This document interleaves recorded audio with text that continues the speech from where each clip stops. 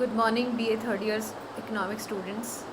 मैंने आप लोगों को कई सारे असाइनमेंट्स दिए और आप लोगों ने सब किए हैं।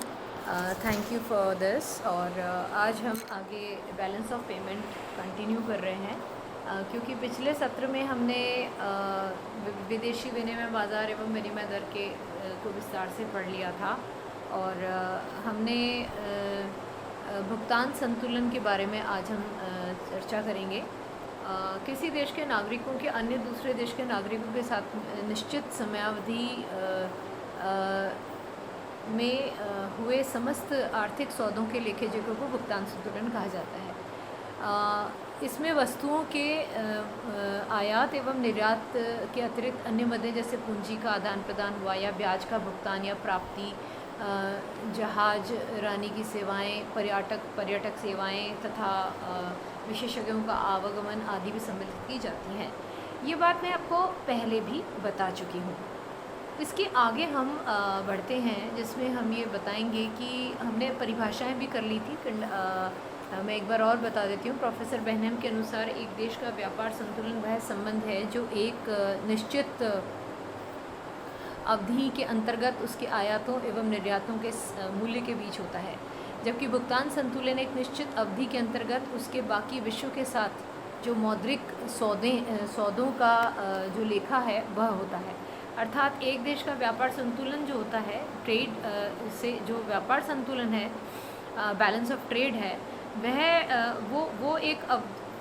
वो एक निश्चित अवधि के अंतर्गत आयातों एवं निर्यातों के मूल्य के बीच होता है और उसका संबंध। और जबकि एक देश का जो भुगतान संतुलन है वो निश्चित अवधि के अंतर्गत उसके बाकी विश्व के साथ मौद्रिक सौदों का लेखा होता है।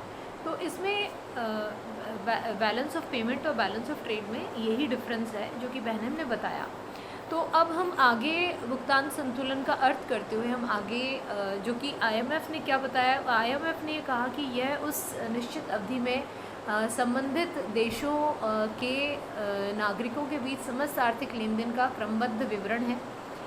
वॉल्टर क्रॉसी के अनुसार किसी देश का भुगतान संतुलन उस देश के निवासियों एवं शेष विश्व के निवासियों के मध्य एक दी हुई अवधि, यानी कि सामान्यतः 1 वर्ष लिया जाता है, जो अवधि है वो 1 वर्ष लिया जाता है, में पूर्ण किए गए समस्त जो लेन देन का जो विवरण है, जो एक व्यवस्थित विवरण है या लेखा है, उसको हम भुगतान संतुलन कहते हैं।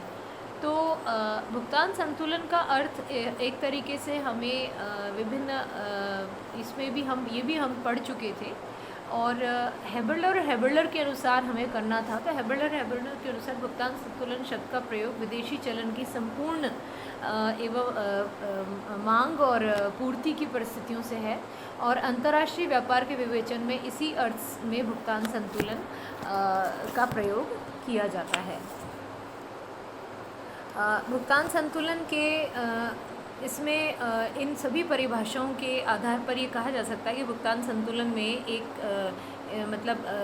सौदे ही सम्मिलित किए जाते हैं, आर्थिक सौदे ही सम्मिलित किए जाते हैं, जिनके अंतर्गत एक देश को दूसरे देश से या तो आयात करना है, मतलब किसी भी कारण से जो भुगतान प्राप्त करना होता है, अथवा दूसरे देश को जो भुगतान चुकाने की बात होती है, उसका लेखा जोखा इसमें हम शामिल करते हैं।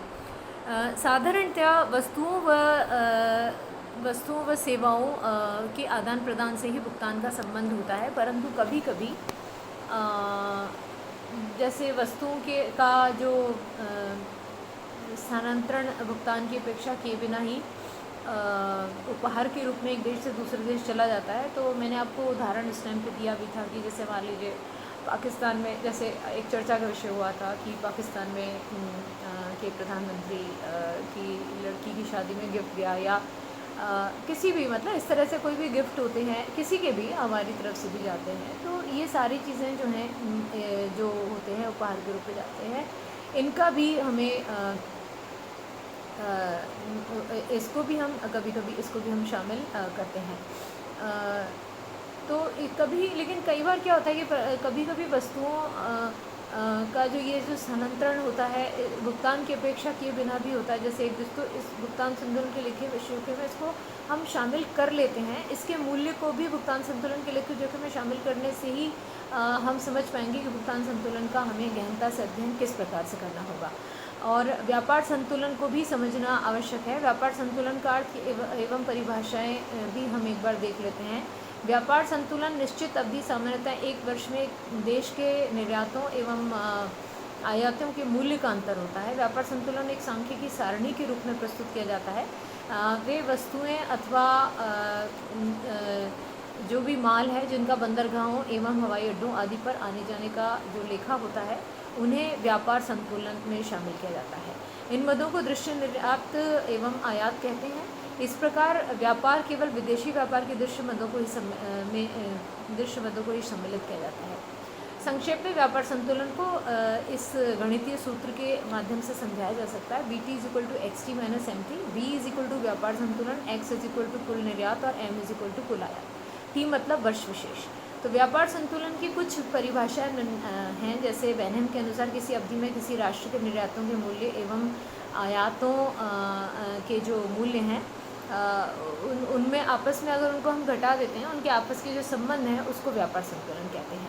यदि प्रथम द्वितीय से अधिक हो तो निर्यात अधिक होगा और उससे फिर सरप्लस आएगा। यदि द्वितीय प्रथम से अधिक हो तो अंतर को उस देश का आयात आधिक्य कहते हैं।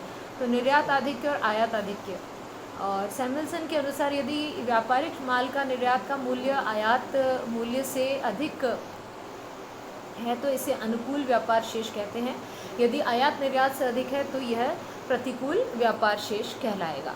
तो ये बहुत महत्वपूर्ण होता है कि जब हम बात करते हैं अनुकूल व्यापार शेष और प्रतिकूल व्यापार शेष, इसका क्लियर कट बिल्कुल सीधा और सरल अर्थ होता है कि एक्सपोर्ट अगर ज़्यादा है तो वो हमारे अनुकूल हो गया, क्योंकि हमारे पास में वहाँ से आय आ रही है, वहाँ से फॉरेन एक्सचेंज आ रहा है, वहाँ से विदेशी विनिमय हमें प्राप्त हो रहा है, विदेशी मुद्रा हमें प्राप्त हो रही है।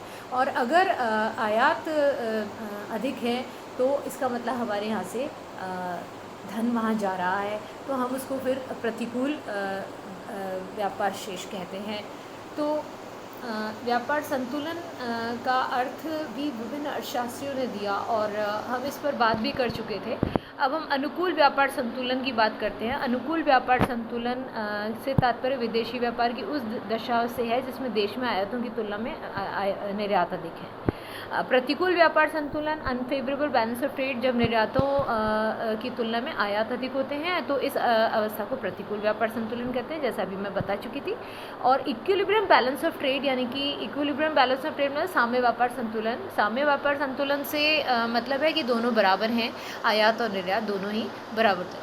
लेकिन ऐसी स्थिति देखने में नहीं आती है नॉर्मली। तो व्यापार संतुलन और भुगतान संतुलन में क्या अंतर हुआ? भुगतान संतुलन व्यापार संतुलन को लगभग क्या एक ही अर्थ से ले लिया जाता है, लेकिन ये दोनों अलग हैं। व्यापार संतुलन भुगतान संतुलन का एक अंग होता है। व्यापार संतुलन भुगतान संतुलन और व्यापार संतुलन के जो मुख्य अंतर हैं वो ये हैं। नंबर 1, जैसे आप देखिए व्यापार के अंतर्गत केवल वस्तुओं के आयातों तथा निर्यातों का विस्तृत, व्यापार संतुलन के अंतर्गत केवल वस्तुओं के आयातों तथा निर्यातों का विस्तृत विवरण रहता है, किंतु भुगतान संतुलन में केवल आयातों तथा निर्यातों का ही नहीं वरन पूंजी, स्वर्ण आदि का भी समावेश किया जाता है, उसको भी शामिल किया जाता है जो कि लेन देन में होते हैं।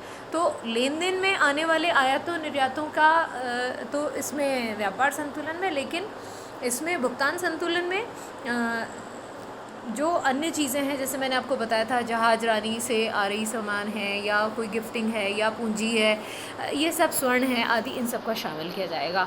और आयात निर्यात 2 प्रकार के होते हैं, दृश्य एवं अदृश्य। जो वस्तुओं जो बंदरगाह में रजिस्टर की जाती हैं वो उनको जो बंदरगाह में रजिस्टर्ड वस्तुएं होती हैं जैसे रखी जाती हैं और उनका जब आयात किया जाता है तो उनको हम दृश्य कहते हैं। लेकिन कई ऐसी चीज़ें हैं जो कि आप जानते हैं कि मैंने अभी जैसे एग्जांपल दिया था, जहाज रानी, बैंकिंग, बीमा सेवाएं तथा पूंजी, जो इनको बंदरगाहों में रजिस्टर नहीं किया जाता है, तो ये अदृश्य आयात निर्यात कहलाते हैं। और इस प्रकार व्यापार संतुलन में विदेशी व्यापार की केवल दृश्य मदों को शामिल किया जाता है, जबकि भुगतान संतुलन में दृश्य तथा अदृश्य दोनों प्रकार की वस्तुएं शामिल होती हैं, वस्तुएं और सेवाएं शामिल होती हैं। व्यापार संतुलन किसी देश की भुगतान स्थिति का आर्थिक विश्लेषण ही है, जबकि भुगतान संतुलन देश की भुगतान स्थिति का संपूर्ण विश्लेषण है।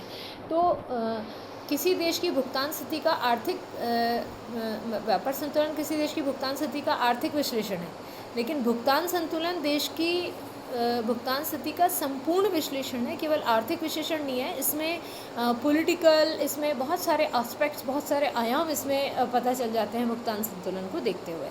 तो इसमें विदेशी विनिमय